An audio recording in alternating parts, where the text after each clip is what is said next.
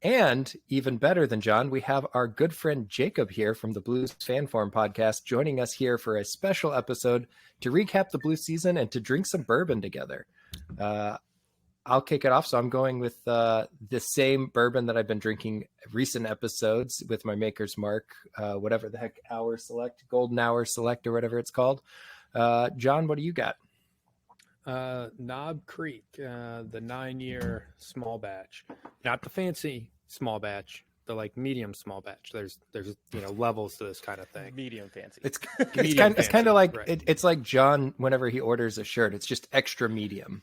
Yeah, schmedium. I mean, I'm not a large guy, right? Sure. Like you guys are tall guys. Like, you've got to go up a little bit. But when you're just average size like me, you can pull a schmedium off.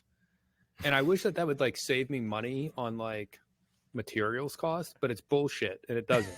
So nope. We get way more bang for our buck. You get way more material. So much more fabric. That's right. Yeah. Jacob, what do you got over there? All right. I just got some basic ass Maker's Mark. Nothing fancy, but it still does the job. It still gets you drunk. So that's goddamn right. That's all we care about.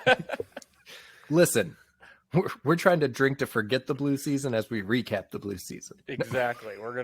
It's just gonna keep bringing back memories, which is gonna cause me to drink more. So, well, so the funny thing about the way you described Maker's Mark, though, is when I think about the good Blues teams that we used to have, is I think I would probably describe them the same way, right? Nothing fancy, but they get the job done, right? And that's not what we've experienced at all the last 2 years. It's an attempt to be fancy and not getting the job done. Mm-hmm. I actually saw a post the other day that ranked the top or the 10, or they ranked the last 10 Stanley Cup champions, and they ranked our 2019 Blues as the 10th best team. Or I guess the worst team in the last 10 years to win a Stanley Cup. I mean, you could see why they came up with that, though, right? Like, it was very obvious how they got to that point. Worst to first, baby. Right. Worst to first. But if you look at that team and what they were doing the following year pre-COVID, like, that wasn't a flash in the frying pan. Like, that team was built to win. They just were way underperforming, and the coaching change that season, allowed them to come together. They got the new coach bump and then just kept rolling. Yeah, that new coach bump lasted for nearly a full season, right? I mean, from January or late January, early February, when I think Chiefs started, to then winning the cup, and then even on to the next season where I think before COVID happened, we were top 5 in the NHL. So I thought we were like top 2 or 3. I know we were top of the West or something. I thought we were one of the top we were top 2, top 3 in the West before we were the lockdown in lockdown. that early season. Yeah. Mm-hmm. And then the lockdown happened and, everything changed. Yeah. And then we got our ass kicked by Vancouver in the bubble. Fucking COVID. Fuck the bubbles.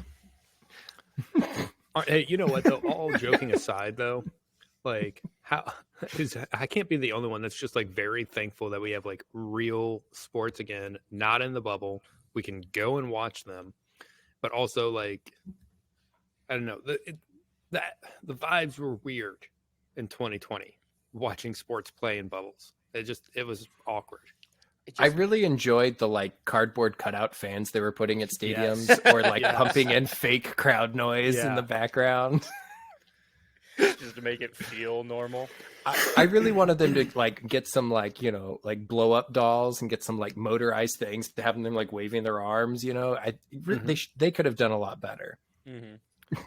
It was very sketchy, like, especially when we returned and we were able to finally go back to games. And it was like seeing people that you hadn't seen in a long time, but then you're like, all right, like, this used to be my guy for like 6 years because we used to sit next to each other. And now I see him. I'm like, I don't even know if I can shake his hand. Like, I don't know what he's feeling. Like, can I buy him a beer? That kind of stuff. You didn't go just straight in open mouth kiss when you came back then? No. Well, one person, but just the one. Yeah. They were very close. Yeah. Actually, the one guy I miss is our freaking beer guy. When we sat in section 124, the beer guy, and now I'm a piece of shit because I don't even remember his name. But he was hilarious because he would like come by and he had just the greatest sayings. He'd be like 33 degrees. And then he says, colder than my mother-in-law. He was awesome. Whenever he gave us beer, we would nux him, but it would be like you'd nux to the top and then swipe the nuts down because it was swiping the credit card so we could give him a tip. You mean to tell me though that his name was not Beer Guy? It might have been because we actually ran into him in Vegas at a Blues game, and he had a Blues jersey that said like Beer Guy or something on it. And then he bought us beer, and we're like, dude, no, like let us buy you one. He goes, no, man, my job's to get you beer. I was like, okay, man, you've overcommitted. Yeah, like, he doesn't even you work came to there. Vegas for this. Right? He doesn't even work at the stadium. He just goes and buys beer and brings it to you. Yeah, we're like, wow. He has season tickets. He has season tickets, and one of like the Square Pay things. You just didn't even catch on. Yeah, we missed that. What? Why are these beers $30 a pop? God damn! I wonder why he was stadium always touching getting after us again. Yeah, he's always touching around where my wallet was. He was just had that square, like scanning it. You know what? Just put it on my tab. Yeah, it's fine. Run it up. Shit, those were the fun times So, when Blues. Yeah, yeah, that was great. Blues were good. Cardinals were good. Life was good. Although we didn't have soccer and we didn't have football at that point. Yeah, Now we have that, those. like, That's weird gap. And those are good. I mean, the Battlehawks are good, but City's good-ish. They're one of two teams in the league that only have one loss.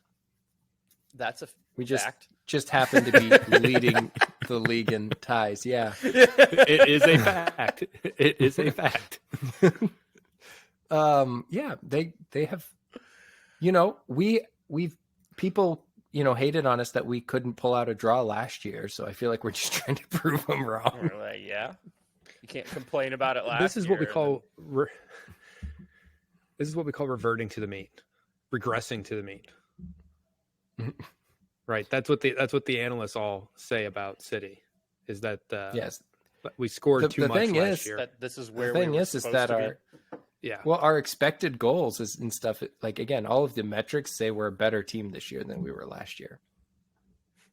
The table doesn't agree with that. The table doesn't agree. Our strikers and just our finishing ability in the final third doesn't agree with that. Isn't our expected goals against like one of the best in the league too? Yeah, Not that high. I have not checked that stat in a little we're while. up there. We're up there for that. We're up there for both, but we have the second best like expected goal differential in the league, or in the Western Conference, or at least we did as of like a week ago or something. I'm gonna look that That up. could While have we changed. Go back to the Blues. Well, So back to the blue. Yeah, go ahead, Jacob. I want to hear I your was face pissed first. on Saturday because I was working at a bar, and at the bar we don't have Apple TV, so I couldn't watch the game. And then on Sunday, I'm scrolling through my phone, and did you know that all games were free on Apple TV on Saturday? Mm-hmm. Yeah, I did, saw that all advertisement on Sunday. Thank God. Like that doesn't really help me for today. Right. So, Well, you didn't miss much out of that game. The last 0-0. scoreless That draw that we had. that ridiculous save from Berkey on that screamer. That was awesome. Yeah, that was ridiculous. And you missed the our last 0-0. final third skying and our strikers and attacking players skying things into their supporter section. Just launching them. They were just targeting them. That's right. Turn off the goddamn horns. Well, you see, they changed the way you score, right? You don't put it in a net anymore. You try to send it out of the stadium over the stands. That's how you score a goal now. You guys didn't see that? That was one of the rules they just pushed through when the real refs came back. Knocking out supporters. So Yeah, more than yeah. supporters If you knock out a supporter, it's actually 2 goals. Yeah, That's right. that'd be more entertaining. I don't see why. We're on to something here. I mean, I'm just telling you that there are definitely All-Star Weekend fans from other teams that are a little rude, and if they got hit in the face with the ball, I just say that's the cost of entry. I won't be upset. Yes. Just I'm just picturing kidding. Klaus If anyone's dribbling listening to the this, I do corner not and condone then just violence. I'm just picturing Klaus dribbling down to the corner at City Park and like finding the visitor supporters section and just lining one into the one section that has the visiting supporters. One of the other City podcasters, Jacob, I think it's one of the guys from the River City Ramble, in the first home game last year, took a Leuven free kick that missed the net. That, he was trying to curve it in, but it went wide and went into the stands and like hit him in the face and like broke his nose. Oh, but he got like a bunch of free shit that Leuven like signed and sent to him because he felt really bad. And I was like, man, hit me right here. Leuven, I right would here, throw right my here. face in front of a ball. Yeah, for that. right. Or a puck. I'll do a puck. That might hurt worse. Well, I would the not nice do a thing is puck. by the time the puck hits you, because it would have had to like go through a net, whatever else, it's not moving that fast. I mean, you're probably going to break your nose, but like, nothing like that bad. It's not like you're taking a straight slap shot. It's not 90 miles per hour. Yeah. This turned So, into a very weird would you rather. Take a ball or a puck? Where are we putting it? Probably stays. Oh, I mean, you went to the, sorry. No, I knew. I get it. After the fact. Never have I ever taken a ball to somewhere Tyler has. Oh my god! So Okay. our Blues season, Hockey. we started off. Some of us were more optimistic about the season than others. Some of us felt like we should get 93 points or maybe more. Some of us thought that we should not. It was not maybe more. It was at least 93 points. Was the statement that was made? Either way, again, 93 is where I felt like the team should have been or better, and they were not. They were 92 points. God damn it! Did you do 92 and a half or 93 and a half? 92 and a half was the line. 92 and a half was the line. Yeah, What's the line for I next have year, perfectly. just so I know? You know what to bet. Have not set that line yet for next season. Yeah. No, we got some. We have a lot of preseason coaching things to figure out. John didn't decide on what beer he wants, so he's getting a hodgepodge of the ones that I bought him. Yeah, you say that like it's an insult, but also it's not. Like, this way, You're if I don't like one of them, I don't get like a whole package of them. You know what I mean? Yeah. Oh yeah. No, you're good. So he did try to tell me at the end after we recorded, for those of you who follow along, that he wanted the s'mores stout was his preferred option, but I told him he had to choose before the end of the episode, and he didn't. So I was not upset. Got him at the fine print. That's right. Got him. Also, I'm not convinced this will actually be good too. So like once I thought about it, I was like, this is probably in my favor. S'mores sounds like something that like might be good for like one drink. Right. It doesn't right. sound like I want to drink like 4 or 5 of them. Right. It looks good. It does. The branding is spot on. It's got a Sasquatch grilling a marshmallow. So I mean, like, yeah, the label alone makes me want to drink it. But it's bourbon. It's bourbon night. Bourbon night. Oh, Bourbon. those aren't cold. There's no way I'm drinking those. I don't drink warm beer. Warm. Dude, that makes me throw up a little bit. Puke and rally, man. So anyway, so we started the season, some of us more optimistic than others. There was a lot of potential in the team, and I think that's what we talked about a lot at the beginning of the season. John and I, is the potential of the team. And, hey, are these young guys going to take steps forward? Are we going to see a more complete game out of Kyrou? Will Robert Thomas be the center we think he can be, et cetera? What's the goalie situation look like if we can actually clean up our defensive zone stuff? And, in a word, very few of those things turned out like we could. If you want to big picture things, Robert Thomas is showing to be the top line center that we thought he could be. Our defensive zone and defensive play was not much better, but Bennington seemed much more readily available when they showed up backdoor and tried to tap in goals this year. Yeah, because he and saw played it all out of his last year, mind. so he knew it was coming. He's like, "Oh, I've seen this before. It's going back here." And our Stanley Cup winning coach was canned, so we could hire Drew Bannister, who we really don't know, not hire, but promote as interim. Drew Bannister, kind of to finish out the season. If you were to put a grade on the Blue season, and I think you've done a lot of this stuff already, Jacob, so we're gonna go to you first. But how would you grade the Blue season based on where you thought they could/should be and where they ended up? I honestly don't think the grade would be too terrible, because I think as like Blues fans, we underperformed. But as far as if you asked anybody else in the league, I think we finished right where everyone kind of expected us.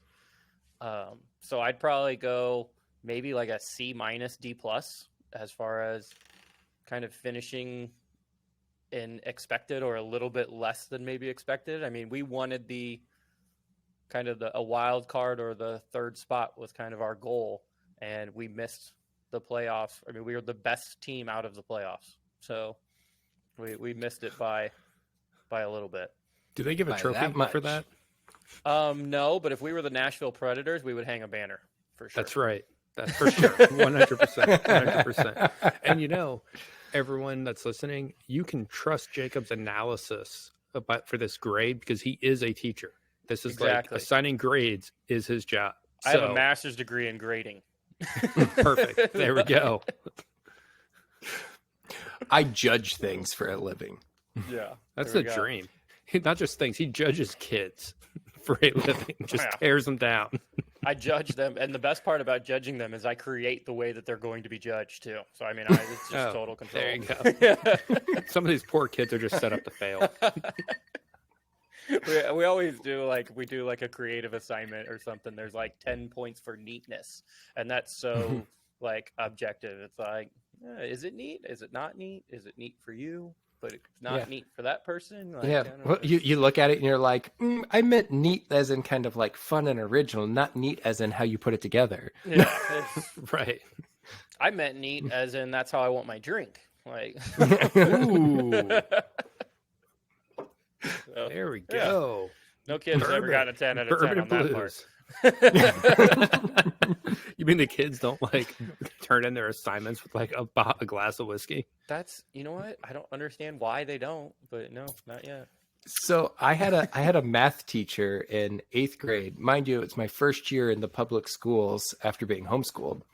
And my 8th grade math teacher would give you 10 bonus points if you brought in a dozen donuts and gave them to him. Which sounds great until somebody was freaking out because they were borderline C, D in his class. And it was the end of the quarter, and called their parents, and their parents brought up a dozen donuts and dropped them off at the office for the administration of the junior high to say, hey, this is for Blakely's class for the extra credit points. And they're like, the what? Donuts? And he got in a bunch of trouble for soliciting donuts from the students for extra credit. It's a conflict of interest. Yeah. I've done extra credit for expo markers. That's about it. But that's solid. Markers. I feel like that's a solid one, right? That's hey, provide some actual classroom supplies. Yeah. Right. I think Jacob was on to something there, though, where he talked about, speaking of his grading abilities, how the Blues probably met expectations if you were an objective observer of this team, right? But as fans, our expectations and our desires and our wants are obviously going to be much, much higher. So, as a fan, the grade is an F, right? You miss the playoffs. In a league where everyone makes the playoffs, right? It's a pretty broad playoff field, and you look really poor. For being the best team that didn't make the playoffs, they really didn't look like that for most of the season. I don't think.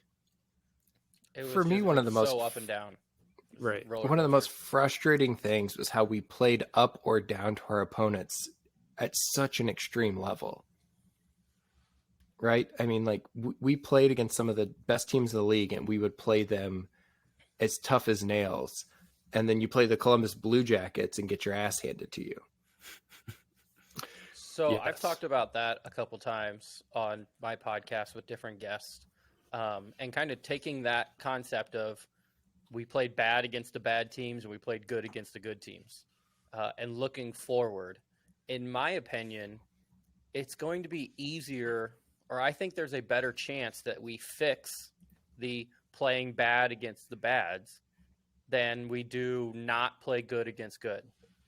And if that's the case, then, that gets us probably 4, 5, 6 more wins next season. If you can fix that, not losing to Columbus twice and not losing to Chicago twice and whoever else we lost to, the Blackhawks, all of them, San Jose 3 times. So, actually, I think twice and once in overtime or one. So if you can fix those, like, you're in the playoffs, and then you're already competing well against the good teams. So that gives me, I don't know, a little more hope, but I have hope every year when we're not playing hockey. Before the season starts, I am so hopeful that it's going to Yes. be a good season. I always wonder for some of these teams that are like habitually and chronically just sucky, right? Like, why, how do they still have fans, right? Like, and I really respect them. Like, how can you have this hope every year when you know that like in baseball, like that your team is like literally spending like a tenth of what like the Yankees are spending this year, right? Or whatever. And I gotta say power to them, because we've been sucky for 2 years, and I'm like, this is bullshit. I'm tired of it. I'm tired of it. This is unacceptable. I am about to flip the goddamn table. Right. I will say, well, kind of the thing that's keeping us going is hope, I guess. But then it's the young guys. Like, we're like, oh, we have these young guys, and it's like, maybe if it's not this year, or if it's not this coming year, maybe it's the year after, maybe it's 2 more years. But we have these guys, and we're ready. And so maybe that's how, and maybe not necessarily the Oakland Athletics, because they're just never good. But They're actually pretty decent this year. They're having playing well. Yeah. But they scored 20 runs the other day, I saw. That's but I as guess much as that the kinda Cardinals helps. have scored all season. Yeah, right. But There's a team that's might Bad. be losing fans. But yeah, might be getting, that hope of we have some young guys, or we just drafted this guy top 10, top 5, and that gets you some things to get excited about for at least the first month or 2 of the season, and then you can check back out once you realize it's not working. Yeah, no, I think for me, I would have graded them at like a C, knowing that, my hope was that they would be competing for a playoff spot to the end of the season. I talked about it. I said 93 or more points, and they'd be competing for, one of the last couple playoff spots. And that's what they did, minus the 93 point thing. Honestly, I'd probably given them an A if they would have hit the 93 points, because John would have had to buy me beer then, and I would have won a bet. But that's really biased on my take there. But no, I would give them a C. I think they were where they should have been, like you said, from a national perspective. What really frustrated me was there was a long stretch there when we were in contention but kind of falling out, where Bannister was using like 2, maybe 3 lines pretty much singularly, and like we weren't seeing any of our fourth line, very little of our third line, and we weren't winning games. And it's like, well, we're missing the physicality. Like, we don't have, like, we're not out there smashing people into the glass. And then when we brought them back in and we really started playing a full 4 lines there towards right at the end, we kind of made a push again and made it close. And it frustrated me, because one of the things I was excited about was, Nathan Walker getting signed and looking like we have a true fourth line predetermined. So who that fourth line is going to be, meaning that if you bring in these young guys, Bolduc, when it's time for Snuggerud whenever that time comes. They're getting top 3 line minutes, and you are, because your fourth line is set. But then we didn't really utilize that fourth line to kind of beat down, or if you will, the opposing teams. And I felt like that was a missed opportunity for a large stretch of the season there. I don't know what your thoughts are. I just don't understand why it took us so long to get our fourth line identified. Like, it was a start of the year, it was a slight rotation between Alexandrov, who got a few games in, and then Blay, and then McEachran before he got hurt. But then it took us like at least halfway through the season to figure out we obviously had Sonny. Sonny was already there, but he even got some third line minutes too. And then calling up Walker kind of with Drew Bannister, I think, is when he kind of came up. And then finding out that Toropchenko is either going to be kind of our fourth line guy, or we might move him up to the third as well. So just seemed to take longer than it needed to find, the guys that are going to give us the energy for 9 minutes a game or 8 minutes a game. Yeah. And I can see that for sure. Again, there were some other bright spots in the season. I thought watching Zach Bolduc come up, and then from where he was when he came up to where he was at the end of the season, I mean, the guy was playing physical and doing I felt like not afraid to get in there and get after it. There at the end of the season, played a little more timid when he first came up, I felt like, but you could tell he definitely kind of got comfortable as the season went on. Yeah, well, you mentioned the young guys earlier, and I think the young guys kind of showed out there towards the end of the season. You had Jake Neighbors showed out all season, and then, like you said, Bolduc, and then Kessel being another one coming up kind of mid-season. Pretty much solidified his role that says, like, hey, I'm the guy that's going to be paired with Krug. And then I think Falk came back from injury, and we're like, well, we don't really have anyone else to send down, so we have to send down Kessel. And Kessel was down for like a week, and we're like, come back, we need you back. So just that young guy there. And then Hofer as the backup had an awesome rookie year. I thought I don't know how they vote for Calder. I know there's only like 3 nominees, but I think they're allowed to vote for other people. And I wouldn't be surprised if he gets some random like 5th place vote or something out there for rookie of the year. Yeah, I think Hofer was, having a 1A and a 1B is so important in the NHL now. The ability to give your primary guy, in this case Bennington, a night off and not have any drop off in your game. I mean, Hofer stole some games for us just like Bennington did. Mm-hmm.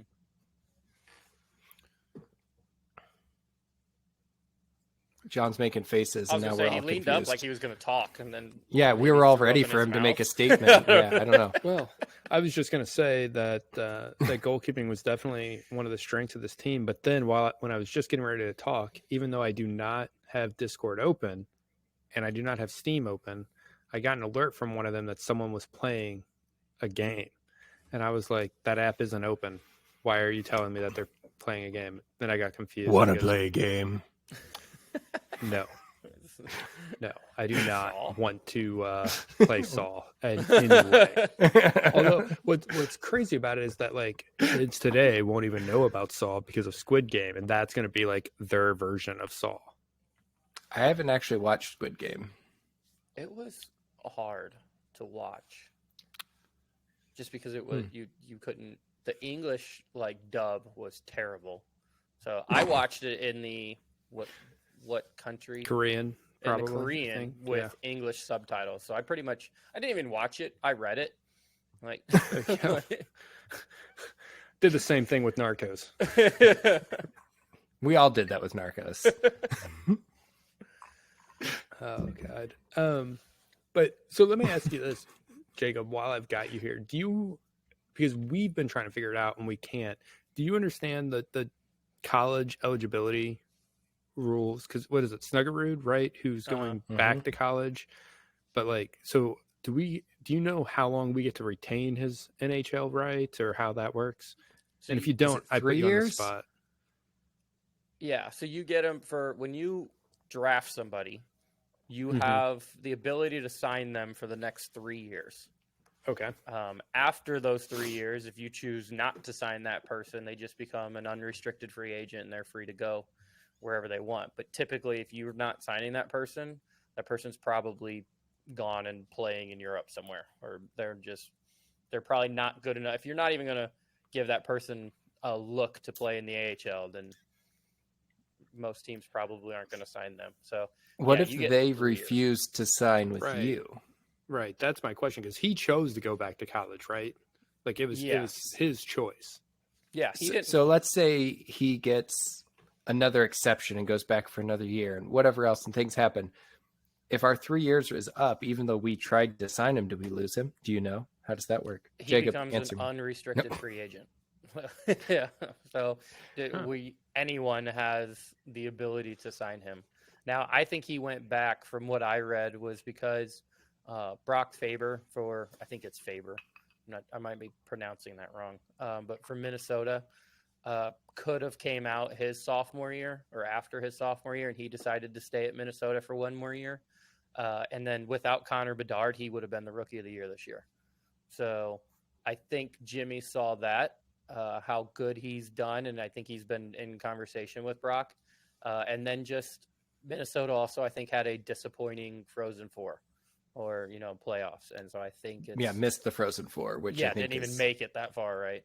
So I think it's that wanting to go back. And I talked to some Minnesota people when all that was going down, and they said that he actually wasn't playing very well towards the end of the season. So it could be the other thing that a lot of the times guys used to go pro as soon as they got drafted, right? Because the money, everything else.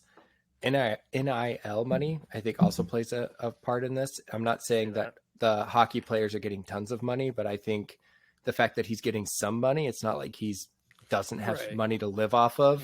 And that makes it easier for him to be like, you know what? I can go back another year. I can go back and try to win a college national championship, especially if that's important to him, without the fear of like, oh, I'm forgoing all this money and I'm, living on ramen. He's probably eating Five Guys, the burger restaurant. Yeah. That's where my head went. I went burger restaurant. I don't know what John was thinking though. John's face said he was thinking other things. My face was saying like...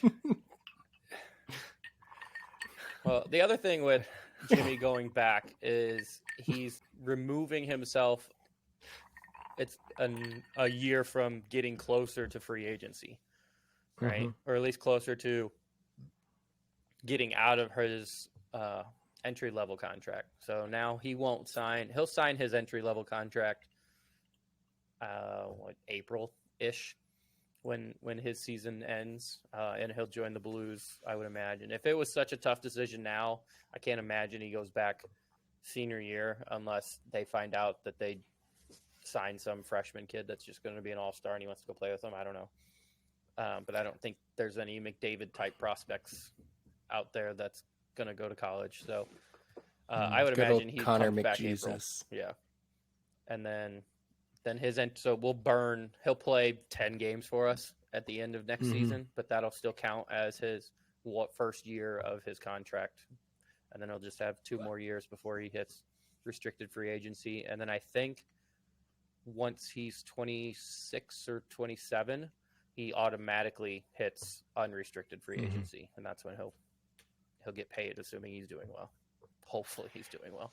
Do you see this as a positive for the Blues? And this is something I've thought about a lot. Do you see this as positive for them with guys like Dvorsky that are developing and potentially still a season-ish away? To have Snuggerud, who's going to be the moment he signs, he's going to be a top 9 guy for us because that's what he needs to be. But to have guys like Dvorsky potentially already at that point, then ready to contribute, do you think this is a positive for us? I don't know. So I kind of would have rathered him come and either prove that he's that top 9 guy or go play in the AHL against men. Because like he's going to be a junior. He's going to be on the top line of one of the better teams in the country. And, he's going to be one of the better players on the ice. So, and it's nice, to develop those skills at that point. He's going to be playing probably 20 something minutes a game, first line power play, all that kind of stuff. So that helps. But then I'd also love him to see, maybe on the second line playing the second unit power play for Springfield, where he's going up against guys that have played in the NHL, and he's going to have to kind of learn that game. So kind of slows his NHL development, but maybe increases his just general skill development by staying at Minnesota. Well, and it could also help with like a leadership component, right? Because when you're in that position on the team, like guys are naturally going to start looking to you, especially when it's like you walked away from playing professionally to come back here for a year. So, I mean, there are other benefits to it in addition to just like the technical development that you would get by playing every day against guys who really know what they're doing and have been there and done that. Let me ask you this, Jacob, and I'm sure you've covered this on your podcast and I just missed this one, but do you bring Bannister back next year as coach? Oh, I talked about this when I had Shake, Rattle, and Goal on. So they're the podcast for the Springfield Thunderbirds. And I think they asked me it, and I told them no. And they were like dumbfounded. Like they thought Really? that Drew Bannister came here and was like our saving grace.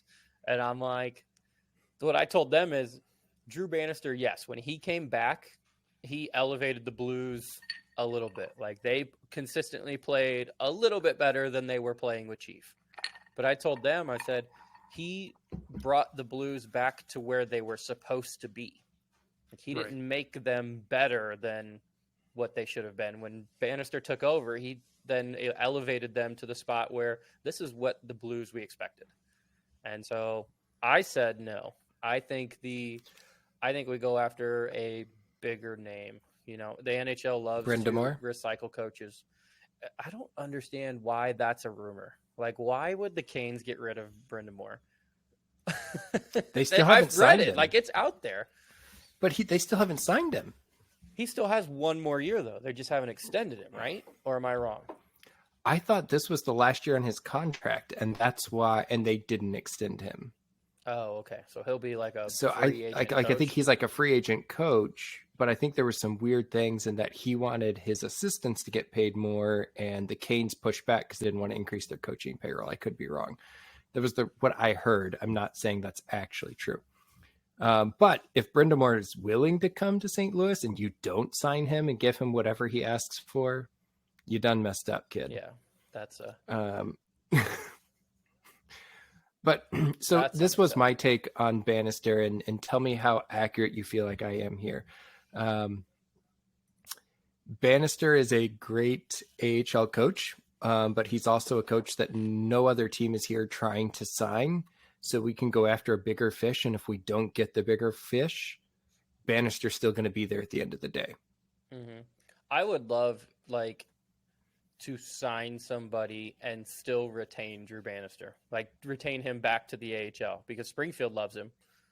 And he's been there for years. Like so many of our players that are on the Blues right now have gone through Bannister. So I think it was nice having him come up. So if you can retain him and say, hey, like you did great, but we're going to send you back to the AHL. If he was willing to do that, then I would say that would be the route you go. I was kind of hoping that Boston would have got eliminated in the first round, and there was a chance that Jim Montgomery got let go. Yep. Because that would have been a nice reunion. I don't know. I would imagine that with Toronto getting ousted in the first round, that Sheldon Keefe, whatever, their coach is probably going to get fired. And that's a pretty decent coach that maybe could make their way here. But it's hard to know. Like sometimes Doug likes to, just hire from within, or if Steve Ott is a possibility. So I don't know. How, and this is another question I've thought about too, and scenario, right? Do you think that the Blues are actually ready to contend and a coach can push them over the edge? Or do you think they need a coach who maybe isn't going to be the Stanley Cup winning coach, but is able to coach up a players and help the team develop? Because you see it a lot, right? Where you've got a coach that comes in and builds the team and helps coach up the young guys and it develops them, but can't quite get them over the hump, and they let them go and then bring in the guy who helps win the Stanley Cup. So where do you, is that what we need, is somebody who can develop players, but maybe isn't going to be the guy who's going to win the cup for us? I think that's the worst part about our roster is we're both. Is you need a guy who you need someone to get the most out of Braden Shen, Brandon Saad, Kevin Hayes, Krug, Falk. You need someone who can do that, and that's going to be that veteran coach.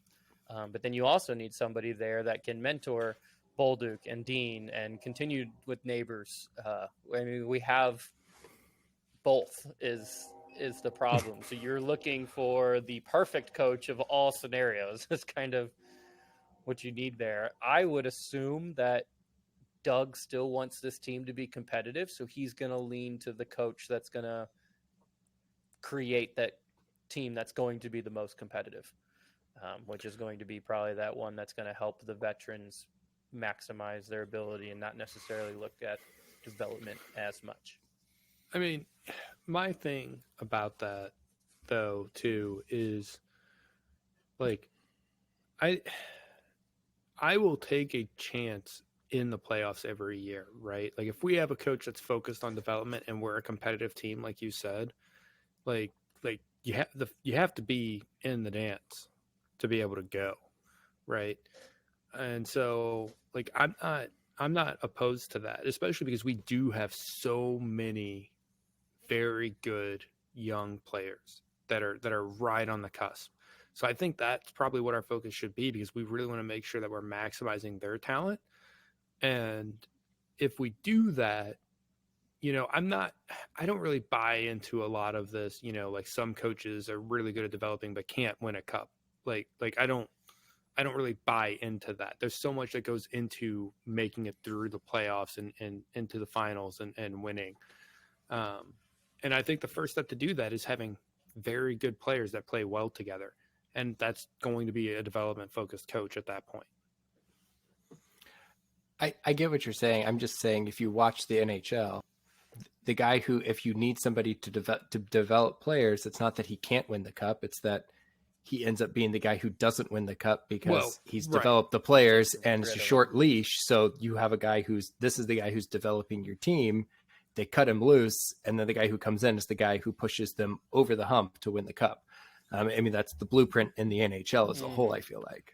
No. And you're right about that. I'm just saying, like, I don't buy that as like that it has to be that way, as I guess what I'm saying. But like that is definitely like what happens. Right. It's just not. My opinion would be I'd go against, like, I think Doug wants that prototypical let's get the best out of our players kind of thing, but I would like to develop the young guys as best as we can. Ultimately, I think there needs to be I wouldn't even mind just like a hard ass coach, just someone who can either develop culture in the locker room because he's a hard ass and because they get people like, oh, we have to listen to this guy or he's going to bag skate us, or just even if he's just a hard ass and all the players, get together because they hate the guy, like that's fine. But just and I think that's part of the losing to the bad teams and beating the good teams is that we need somebody who can fix that culture to where we don't go out and just assume that we're automatically going to beat the low teams, which is so weird that we even have to have this conversation about professional athletes. But here we are. It's amazing how often that comes up when talking about professional athletes, right? Speaking of professional athletes, though, and working at it and all the other stuff, another question I was meaning to ask you. So now that the season is over, you probably know where it's going. Maybe. I don't know. Not yet. Now that the season is over, we are not alone in this. A lot of people were very hard on Kyrou this season. So we had you grade the Blues season as a whole. Tyler is smiling. He's ready for this. How would you grade Kyrou's season? Hold up. I was going to pull up his grade. That's what I'm doing right now. I was like, I don't know what I did. What did I grade him? I thought you gave him like a C or a C minus, but it could have been like a D. Something in the middle. Because for those of you who don't know, Jacob put up his grades for every player on the team for the team this year. So I gave him a C, and my little synopsis I wrote on him was, despite a lot of negativity pointed at 25's defensive play, he did pick it up this year. It still did not seem that Jordan was ever able to find the consistency he needed to cement himself as a franchise winger we need. He was shuffled through the lineup, but did find better footing once Chief was let go. A consistent coaching staff and message may lead us back to a point per game Kyrou. So, yeah, I gave him a C. You got to think last year he was like a minus 30 something. And so this year I think ended up like minus 14, 15, somewhere around there. So I actually think he was less. minus 12. Minus 12. Minus 12.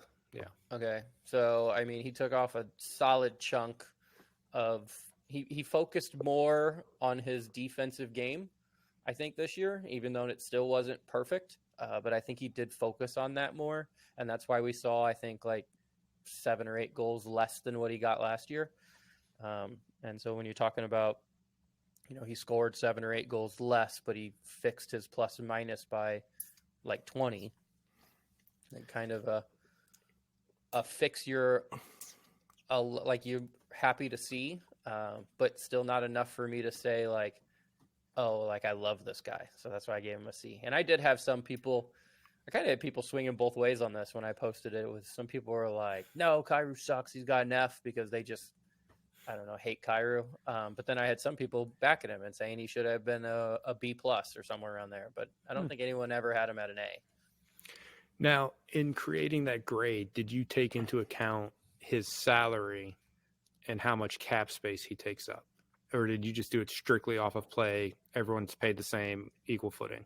So I base it off of, I think I wrote this on the top. Let me see if I have. Would you like me to read it to you? Here. Do you have it? Grades are based on 2 different projections as roles, expectations, and general eye test. These grades are the opinion of the Blues Fan Forum podcast. All right. So I created my own projections for this year. And my projections were based on a weighted average over their careers. And then I also looked at that weighted average over their careers and kind of assumed roles for where they would play. And then kind of that's where my projection came from. And then I found a projection on lineupexperts.com that they use for fantasy hockey purposes.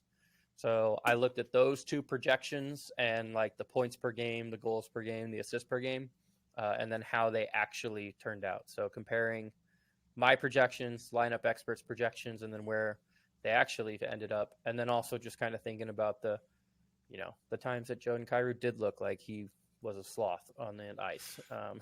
But then also the times that he, had a hat trick. So kind of putting all that together as best as I could to come up with a 1 single letter grade. There was 3 players that Jacob graded that he gave an F. John, can you guess those 3 players? No, I can't. One got an F plus, one got an F, and one got an F minus. The F minus was an easy guess. The other 2, I probably would have put more as like a D range on the other 2 personally. But I understand why you put them where you put them. Mm-hmm. I mean, I'm going to guess that one of them is Krug. No. Oh, really? Torrey Krug was all the way up at a D minus. All the way. All the way. You Damn. just barely missed out on an F. Damn.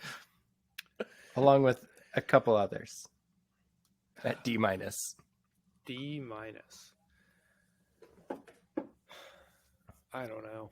All 3 of these guys are forwards. Okay. Is one of them Shin? No. Okay.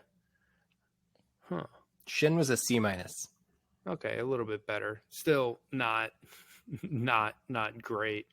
Who else? I'm trying to think of like who else had a like. Think of a player who we had high hopes for that fell flat on his goddamn face? Either Neighbors or Verona. You said Neighbors fell on his face? Yeah. What the hell season were you watching? Would you? Neighbors got an A. For... Neighbors was great moments, but I don't know. This is why I don't really like throwing my comments out there. It was Verona. Was the F-? Verona got the F-. Yeah. Yeah. When he was projected for 20 goals, and I think only got like 20 games. Right. Yeah, and your projection was lesser than what the lineupexperts.com had put him at. Was it? They had him at they had him at 26 goals. You only had him at 21. Dang. He finished with 2. They had him projected. Yeah, but look at our goals per game. We were even. So they had him playing 76 games. My projection only had him playing 61 games. Correct. So we had the same goals per game rate. One of them is a center, John, if that helps you. Played all year. Played all year as a center. He played 79 games. He missed 3, so, you know. He was healthy scratch all at the end year. Of the year. He was healthy scratch at the end of the year.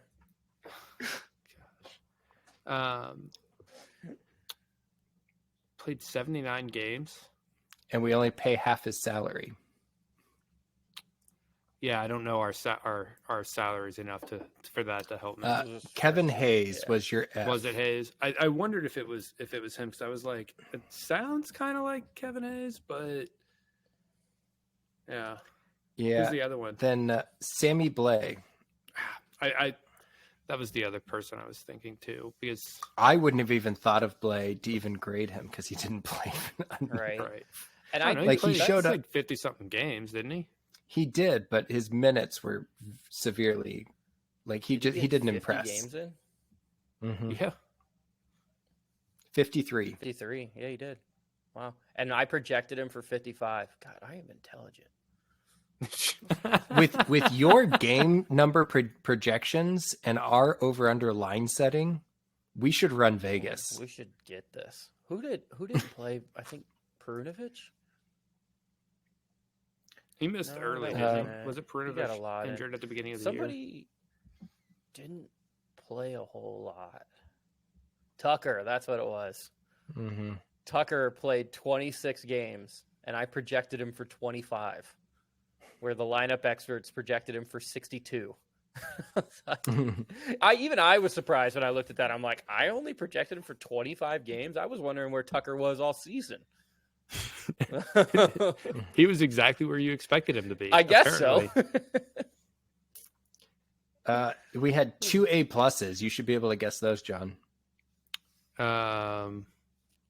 Thomas, naturally. Mm-hmm.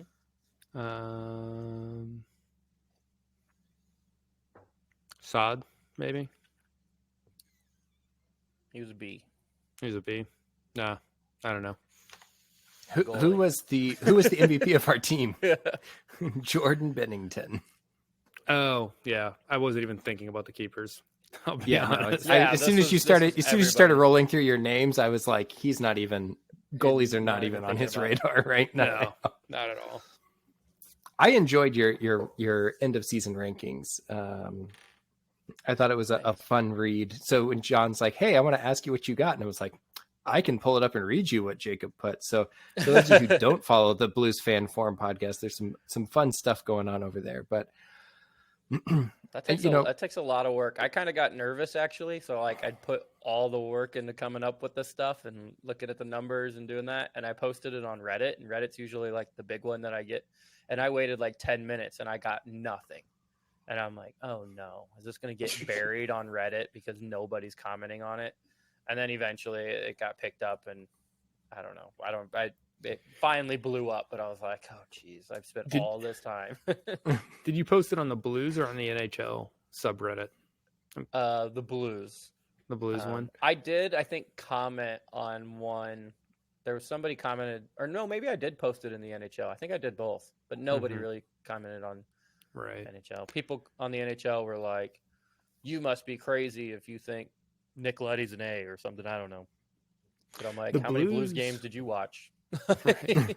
The Blues subreddit is not terribly active either, though, is it? I've not checked it out too much, but it seems to have a lot less going on than some of our other teams. Their moderators kind of pissed me off at the beginning of makes this sense. year. Because I was like, over the summer, like I Mhm. would posted, or like leading up to the year, I posted like the Blues hot or not, where I have two of my girlfriends come and vote on which we make a bracket of the players, and they vote which one's hotter. We come up with just like a fun off-season kind of thing we did, and that went really well on there. And then the season was close to starting, and I posted like a video or something of a clip that I made, and they took it down. And I'm like, why'd you guys take that down? And they're like, oh, we're trying this new thing of no self-promotion. And I'm like, what's just because it has my podcast stuff on it? They're like, yeah. And I'm like, well, it's Blues related content directly related to them. It's creating conversation in the subreddit, which is kind of the purpose of the subreddit. So what's just because my logo's on it? And they're like, yeah, pretty much. And I'm like, that's the most ridiculous thing I've ever heard. And I'm like, do you guys have like a self-promoting problem? Because I don't see a bunch of stuff posted on here. And they're like, no, we're just trying it out. I'm like, okay. So I kind of stopped posting stuff in subreddit unless it's something big like my player grades or my like halfway projections, that kind of stuff. Right. So you said girlfriends. Yes. You said you This had your man's got two of them. girlfriends. Man's got two. Friends how that many- are how many- girls. How many girlfriends are you floating around out there, Jacob? These are Yeah, 'cause there's- my high There's school two of them. my high school sweetheart girlfriends. Yeah. Still You'll have to plural. listen to it. It's Emily and Libby. They'll be on this will be season 3 that they come on at some point. Nice. It's really hilarious because Do you know Emily, what you need to do? Is you need to do a Hot or Not podcast edition and post it in like for one of these like charity events, and like don't act like, just save it and just start pulling up clips when you're like, we're at these charity events. Be like, all right, Blues fan forum, hot or not. and have them just City like, refs. make that like Yeah. a segment. You just make them like city refs. What do you think about them? Yeah, pick Mondo or Dan. Oh God. They're going to pick Sheldon and out of ours, and he's not even, he's Absolutely. just a reoccurring guest. Come on, have you seen the man? Like, come on. I'd one pick of the, Sheldon. One of the things I want to do for ours is, and I think Kelsey really wants to do this, is have her and Lindsay, Tyler's wife, on, and basically we're going to show them pictures of City players and see if they know who they are by their picture. Who they are. Yeah. Mm-hmm. You guys should do a St. Louis City Hot or Not. Yeah, but it ends with Berkey. Like, Yeah, probably. I don't know. What about Berkey or Tim Parker? Leuven? he's a good-looking guy. He is, but it's going to be Berkey or Leuven for Right. my wife. Well, the thing is, though, is like I think guys probably think that Parker and Leuven are like guys that women would like because they're very masculine-looking men. For Leuven, You know? it's how Leuven treats people, like after games and stuff. Like Lindsay fell in love with him for that. She thinks Berkey's the prettiest man on the team. She loves Leuven because he's attractive, and he's the one who like takes time and also took time to sign her jersey and come over and like. But then what impressed her was after that game where he signed like my hat and her jersey and stuff. He stayed down there for like 45 minutes in the rain, signing anything and everything and taking pictures with anyone who came over to that area. It's a way to make but I mean, he fans. does, but he does that for everyone, right? So like he's just a good dude. So her opinion's going to be swayed because of that for sure. Yeah, you need someone who doesn't know the team as well. Because that's what I like. We don't base. I think it would be more fun to see how many of the Cardinals players they could name. Kelsey There you can't go. name any of the Cardinals players. Then that's your hot or Lindsay, not. yeah, Lindsay could name Goldie and Arenado probably. I think Kelsey could probably name Goldie. Could maybe name Goldie. That's possibly the only name of current players she knows, other than if she remembers 5 years ago or whenever we traded for Arenado when I was playing MLB The Show, like when the news broke, and I was like, I swear to God, I was playing the Rockies, and I was like, do you see that fucking guy with a 99? He's on our fucking team now. Like, I was like so fucking excited when that happened. Yeah, I just remember my phone blowing up the moment Arenado trade was announced, and it was just John. And I think he sent me like 12 messages before I had a chance to respond. I should mention that Arenado at the time was my favorite non-Cardinal player, too. That helps. So, like, it helps tremendously. Yeah, but we could do a hot or not with the Cardinals players with the wives. You could see how many of the St. Louis City players they can name. Yeah. And then do a hot or not. Lindsay will be able to name the entire city roster. So outside of like the you really don't want young that guys. because you don't want them to take like skill level or playing ability into, or just how nice they are into that ability. You're just grading on attractiveness. Yeah. So you do hot or not with get the Cardinals roster for hot or not. But do that after you name the city players. You could do a whole episode of it now, John. Yeah, that's what I'm telling you. I think wife trivia. Right. I think Kelsey could name maybe 15 of the 30 city players. I would put Lindsay probably close to 20. She watches literally every single game with me. I mean, Kelsey does too, but there's also like 15 guys that haven't really played this year, right? Yeah, right. But if they played some of them played last year, right? Like she's going to know Nerwinski. Do they get expect Kelsey to know Nerwinski? Because player roster? Nerwinski's kids. What's up? Or you got to just come up with a head. Do you get a player roster and you can like check the names off, or you just got to take the names off out of the head? Ooh, Now we're making rules. I was not planning on giving them the names. I wasn't going to give them any names. I was going to see if they could at least come up with something close. Here's a picture. Who is this? Or a couple pictures. Right. I'm trying to think who's going to stump Lindsay. I think Kojima just trying to remembering Kojima's name she could struggle with. That'd be one. I think Kelsey would get. She knows who Kojima is, but remember, like thinking of his name on the spot, I think could stump her. Well, obviously, like Glover, if some of those Glover guys are and gonna Pierce, like they're not gonna know them. I think we should do like just the guys who have been active or like regularly active, because like if we go all 30, they're not gonna get. That's no fun. We'll pick a mix of both. Like we need to put Ben Lunt on there though. Yes. I don't think Kelsey would be able to bag up. Yeah. You can always tell where he is though, because he's like 6'7" or something. So he's just like towering over everyone else on the team. I don't think Kelsey would recognize Blom, for example, who started practically every game last year. Really? Lindsay would have him in a heartbeat. There'd be no hesitation. Mm-hmm. And that's with his new haircut. She asked about Blom she'd seen his new haircut. She asked about Blom every time. I think Watts could potentially trip them up just because he hasn't played much this year. Yeah, I don't expect her to get Watts. But I think Lindsay will know who he is. But again, it's that name on recognition thing. Yeah, when you say it's Akil Watts, you'd be like, oh. She'd be like, son of a bitch. Yeah, I should have known. Right. So yeah, I could see Lindsay getting somewhere probably in the 15 to 18 range.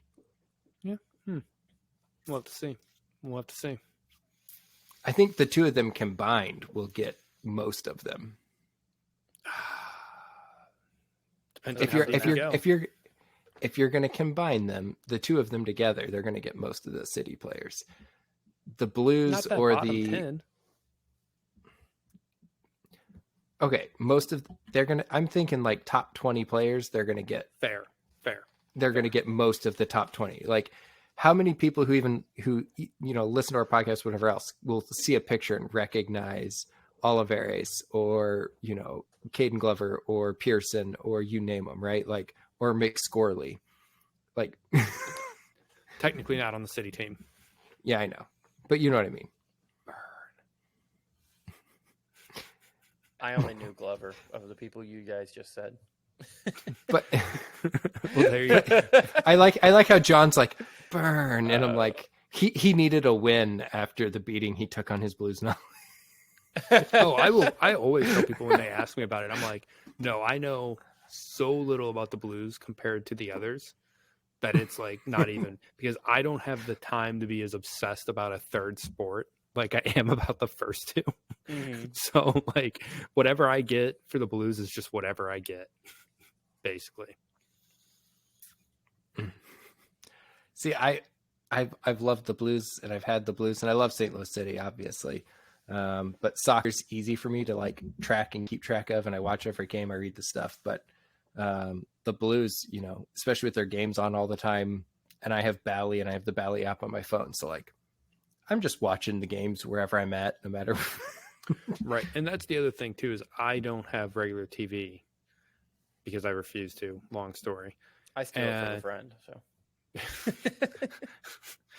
are you a pirate? yes. Arr. But I was going to actually sign up for the Bally streaming subscription, and it turns out that you don't get the Cardinals games if you just do the Bally streaming. So then I was like, well, fuck that. I'm just going to wait and figure out what happens with their games. So I cancel that's where I'm at. And when the Blues season ends, I cancel it and not pay it until Blues starts again. You know, Smart. You know, and I'm going to throw this out here, and John's probably going to cut this out of the episode, but you know what the difference, since we're talking about Pirates, between... Yes, I'm cutting this out. Jesus Christ. You know what? Fine. Jacob, once we stop recording, remind me to ask you the pirate question. Okay. Oh my God. We need to wrap this up because there's only so many times I can prevent you from saying something I need to cut. We're also significantly past my bedtime. Yes. Yes. God. Yeah. No, I took like 2.5, almost 3 weeks off from like exercising. And this morning I was like, this week I'm going to get back after it, which means my alarm's set for like 6 hours from now. So I was on evenings all last week, and I was just letting my daughter wake me up. And then today I was back and I was like, okay, I got to leave the house at 6. I'm going to get up at 5, but like, you know, I'm not used to waking up that early. I am going to set a second alarm for 5:20. So that way I make sure I get up. And I'm laying in bed this morning. First alarm goes off. Snooze, right? Obviously, I know me. That's why that's why the second one was set. That's why the second one was set. And then I'm laying there and I'm like, wow, I can't believe my second one hasn't gone off yet. Check my phone, 5:50, and I'm like, shit. You snoozed the second one? No, I set it. I accidentally set it for PM. Oh, God. Yeah, so like it just like didn't go rookie off. mistake. I know. God damn it, John. You always, after you set it, you look at the set for however many hours from now. You got to make sure that lines up. That's your double check, man. I don't know. Oh, you have an iPhone. It may not do that. Yeah. Sounds like a you problem. Speaking of other things, so we were talking, the Bruins and Panthers game is over. Bruins won 5-1, which, you know, Bruins came in having to fight to get into that series, playing potentially a little bit more playoff style hockey, just mentality, after the Panthers were off for a little bit of stretch. Tomorrow night, or tonight, depending on when you're listening to this or whatever else, there's an interesting game or series going on, which I think could be more interesting than the Stanley Cup final, depending on who plays, in the Avalanche and Stars. Stars have been a good team. They've, you know, one of the best in the NHL the last few years. Sadly, I don't like the Stars, but it's the truth of the matter. They're playing the Avalanche, who, you know, won the Stanley Cup a couple of years ago. So we'll see how that plays out. Most importantly, though, it hurts to say this, but go Dallas, because fuck Stan Kroenke. And with that, Stan Kroenke, we hate you. Good night, everyone.